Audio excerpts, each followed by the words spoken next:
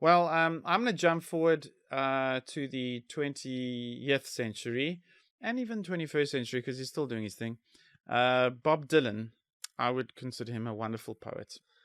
Sure, Ryan. And- Have you run out of poets? Yes, I've already So run. soon, yeah. I've done Edgar Allan Poe, and William I was Blake, and "Damn, now who you're else is done, there?" No, shucks.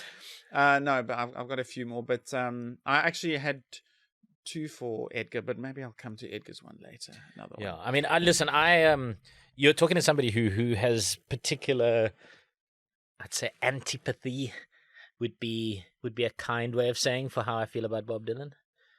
You know, Antipathy. yeah. That means you don't like him. I just kind of I don't care for him. Wow, I I love don't him. particularly. I think that would be he's meh. for Wow. me. No, Yeah, so- no, I think. So no, and believe have me, you been exposed to his stuff though? no, I've been exposed to his stuff. I just, I mean, What I you know. mean by that. Yeah, is not has he shown you his cock? No, I've heard his music, but I mean, there are people that I know well and trust and love, who love Bob Dylan, and I've just never really kind of gotten it, I suppose. Ah, no, I do love Bob. What really got me into Bob Dylan was my favorite movie of all time. I don't know if you know what it is. My favorite movie. Your can have favorite? one Wait, guess. hang on. I'll be able to get this. It's Despicable Me 2. It's the Minions movie. So it's- No, wait. Give me another guess. Give me another chance. Another bite at the apple. It's Chitty Chitty Bang Bang. Oh, that was nice. I didn't see the ending, and I did read the book, but the short picture book. But I haven't seen the ending. The car flies from Europe to Paris, from Europe to London. I mean, it's bed knobs and broomsticks. They used to make a lot of movies about magical shit that flew back in the 60s. No, Anyway. my favorite movie is about magic. It's Jerry Maguire, and I thought it was a magic movie. It was just magic. Okay. No, but I love Jerry Maguire for all sorts of reasons. I love Tom. Tom's wonderful. I love Tom. But the movie ends. I mean, that's a whole therapy season. You know, there's 12 heavy therapy sessions in there. I love Tom. Okay, all right. And the movie ends with a Bob Dylan track as it credits roll, and it's so beautiful. And it's called "Shelter from the Storm." I don't know if you know it. No. The opening verse is "'Twas in another lifetime." Must I do it like Bob Yeah, Dylan? yeah. You've got to do it in like Bob Dylan. "'Twas in another lifetime, one of toil and blood, when blackness was a virtue and the road was full of mud. I came in from the wilderness, a creature void of form. Come in, she said, I give you shelter from the storm. I do know the song. You That's see, that's how good lovely. you were. That's That's how good you were. I'd like to get a memory. Yeah. So what's nice about that song is he goes on. It's very deep. It's quite spiritual in some ways. And in one of the final few verses, he has a bunch of words where he is basically stating that he is sort of Krishna, the Hindu god. So Bob Dylan is claiming he's Krishna. I mean, that's in that's Shelter a from the Storm. pretty bold statement, you know. I know that's what he's. I mean, doing. you're like, Yeah. I mean, there's probably 1 billion people in India right now. If they were listening, just, fuck that motherfucker. We're going to kick his ass. It's the worst Indian accent in the whole world. But But I mean, if you think about it, George Harrison, the Beatles went on a Indian pilgrimage to find some spiritual meaning. yeah, and of so course, George the Harrison spiritual meaning actually- was Bob Dylan. Yeah, and George Harrison then he kind of became Hare Krishna after that. The others not so much, although Paul McCartney went vegetarian after that. John Lennon decided, so I'm probably Yeah, but atheist. we're not but- talking about people who went vegetarian or who had a kind of spiritual moment. Which, by the way, India has a problem with. I don't know if we're allowed to take this little like Vegetarianism. aside. No, I agree. Westerners Bacon coming is to so India. nice. No, Westerners coming to India on these spiritual journeys, and then some of them there's actually a Then like they a don't want to mental, go. no, home. there's like a mental condition that happens where people kind of lose themselves in these spiritual journeys, and then they vanish, and then their families find them 20 years later living in a temple, and they haven't spoken to their families in 20 years. They've just kind of vanished. So, and India's got a real kind of, I mean, what a pain in the arse that must be.